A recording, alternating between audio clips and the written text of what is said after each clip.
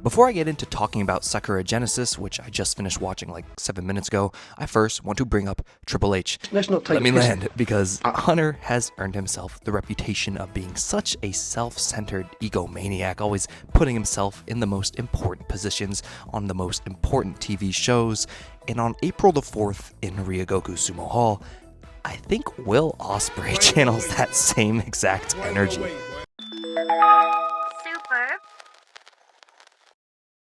Okay, let's calm down. I know comparing Ospreay to Triple K in any sort of capacity may seem crazy, but I unironically think that my comparison carries some weight in the example of Yota Tsuji versus Callum Newman for the IWGP heavyweight title in the main event of Sakura Genesis 2026. If I somehow haven't gotten my point across with the intro of this video and also the thumbnail, this match kind of revolves around Will Ospreay, which does a whole lot to diminish it in my opinion. And that in itself is crazy because he's not even wrestling here. But that's not the only thing he brings down in my opinion. Here he negatively influences Yota Tsuji, who loses the match.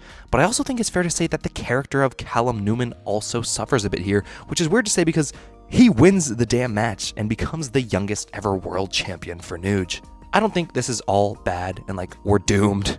There are some negatives and positives that I personally took out of the situation, and today I'm going to be sharing my perspective with all of you. If you're new to the channel, I hope you're doing well. I go by the name of Superkicks with a 5. Consider liking, subscribing, sharing if you enjoy the content, and comment what y'all thought of this match or even of Sakura Genesis as a whole. I'd love to hear from y'all. But yeah, man, we've been on a downer mood to kick off the video, so let me first address some things that I think are fine to good coming out of this encounter. For starters, I still went 4 stars on this match. It wasn't match of the night, but there were some fun spots in here, like Newman taking a curb stomp to the floor and Tsuji getting his Gene Blast reversed with Excalibur. I still bit on a couple of the false finishes leading up to the final stretch, so good on Tsuji and Callum. They're both very athletically gifted, and I only wish both guys the best moving forward. One thing I also don't necessarily have an issue with is Callum's low blow to win the match. He's used this technique in the build-up to this show throughout all of the New Japan Cup, and so in storyline, I do think it's, if not completely like riveting, it's at least a little interesting to have him as not just the top gaijin in Nuge, but also the top heel in general. You know, Tsuji being like hyper-focused on defending the company from foreigners outside of New Japan's ranks, only for him to be ousted off his throne by a white guy who's come up at least partially through the system. That's a fun dynamic for them to play around with coming off of this match. A lot of things here work while looking at them within a vacuum, and yet when I zoom out to see the entire picture, I can't help but be a little disappointed in how New Japan handled this title change. Obviously, the bruv-sized elephant in the room, Will Ospreay, who earlier in the night made his return to Shin Nihon for the first time in, I believe, like 2 years. He had a fun little trios match, fun interactions with Yuya and Taichi, and of course in the end he would win the match. Nothing too offensive in his use there. But when we get to the main event, he's the only member of United Empire to stay at ringside while Callum makes his challenge, which is a bit odd in my opinion. That visual alone started setting off some red flags in my head. You know, this is Callum's story, regardless of how you feel about him as a wrestler from the start of the New Japan Cup to the night before Sakura Genesis. But on the night of the show, the focus is switched to a returning Will Ospreay, which I feel does so much to damage everything that Callum has built up from the start of the year. And staying on Callum here, I don't hate Callum. As someone who taps into most of the major New Japan shows, watching him genuinely put in the work and get better has been super cool to see. It's been a very inspiring transformation. So like, I can appreciate New Japan swinging for the fences here with a young gun like Callum, but he's very much, in my eyes at least, still incomplete, and I would argue that he's even more incomplete than a respective Okada or Nakamura when they won their first IWGP heavyweight titles. Again, not the end of the world. Shinsuke and Kazu were still both polishing themselves even after winning the IWGP for the first time. I love seeing younger guys get the ball, and hopefully Callum continues to level up his game even more so now that he's at the helm of the ship. With that being said, at this point, do I think he's technically a better wrestler than Yota Tsuji? Hell no. And this loss is going to hurt Tsuji way more than anyone else. Him losing to a foreigner kind of shits on the things he was preaching as champ. More than that, losing to someone with connections to AEW and then getting jumped by Madman in an AEW shirt.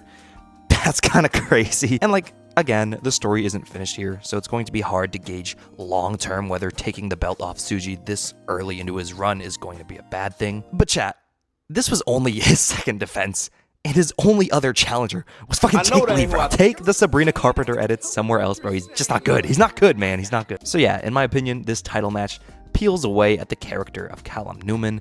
It chips away at the integrity of Yota Tsuji, and the main source of blame here comes from this match's close association to Will Ospreay, not just narratively with his connections to Callum and AEW, but also in the way the match itself is styled. The match still made me feel, I gave it 4 stars. With that being said, it is absolutely plagued with Ospreayisms and cliches that I expect of modern American wrestling. When I turn on Puro and they're doing bloodline ref bump spots, it makes me smack my head like, what are we doing? This is not what I signed up for. And it's crazy because, again, on the 2 tours just before Sakura Genesis, Callum and Tsuji were not wrestling like this. Why is Tsuji hitting running Canadian destroyers after no-selling a bunch of bullshit?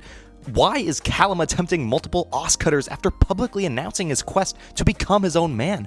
Why are both guys hitting hidden blades? Why does everyone use the fucking hidden blade? Let me calm down.